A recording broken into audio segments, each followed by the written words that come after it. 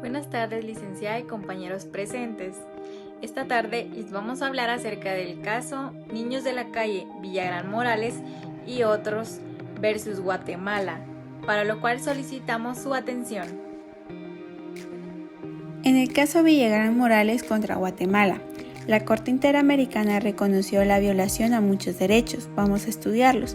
Dichas violaciones a derechos se dieron por amenazas, detenciones, tratos crueles, inhumanos y degradantes, y homicidios para contrarrestar la delincuencia y vagancia juvenil. Se violentó el derecho a la libertad al acreditarse detenciones arbitrarias por parte de agentes de policía, sin sujetarse a las causas ni a los procedimientos legales. Nunca existió orden judicial para privarles de libertad. Tampoco fueron detenidos por faltas en flagrancia. La Corte consideró que se violentó el derecho a la vida. Este derecho es una norma de ius cogens, es decir, inderogables y fundamental para el derecho internacional. Asimismo, los estados tienen una obligación negativa de no privar a nadie de la vida.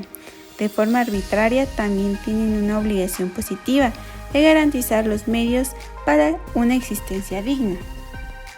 Se vulneró igualmente el derecho a la integridad física, psíquica y moral en cuanto a las personas jóvenes desaparecidas. Se hallaron rastros de tortura física, lo cual evidencia el enorme sufrimiento psicológico que tuvieron que atravesar durante sus últimos momentos de vida.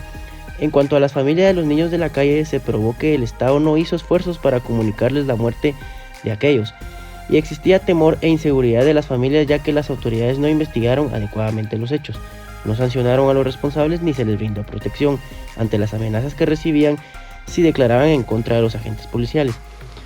Se violentaron los derechos de la niñez al darse una doble agresión. Por una parte, el Estado los lanzaba a la miseria sin condiciones de vida digna, y por otra parte, al ser marginados, se atentaba contra su integridad física, psíquica y moral, hasta contra de su vida.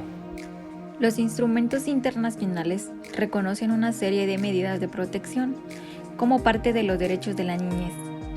¿Sabes cuáles son esas medidas de protección?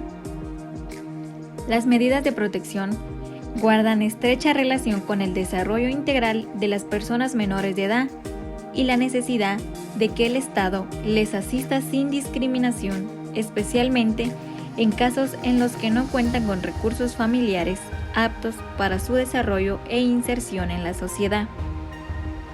Ahora vamos a repasar cómo el Estado guatemalteco violentó las garantías judiciales de las víctimas y sus familias.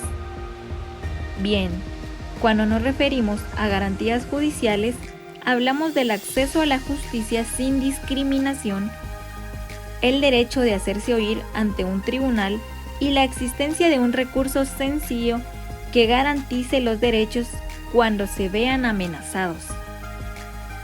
En relación con las víctimas, debido a las condiciones de su privación de libertad, no tuvieron acceso a un recurso sencillo y efectivo para restituir su libertad.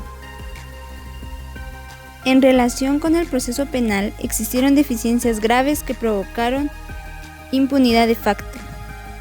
Además de que no se investigaron los delitos de tortura o secuestro, se tacharon las declaraciones de familiares y testigos de mucha relevancia, las autopsias estaban incompletas. Todo lo anterior impidió que las familias obtuvieran una debida reparación. Por último, pero no menos importante, se acreditó la violación a las obligaciones internacionales relacionadas con la Convención Interamericana para sancionar la tortura. Varias disposiciones establecen las obligaciones de investigar, perseguir y castigar a los responsables del delito de tortura, a saber, la Convención contra la Tortura y otros tratos o penas crueles, inhumanos o degradantes de las Naciones Unidas, Declaración sobre la protección de todas las personas contra la tortura y otros tratos o penas crueles, inhumanos o degradantes, el conjunto de principios para la protección de todas las personas sometidas a cualquier forma de detención o prisión.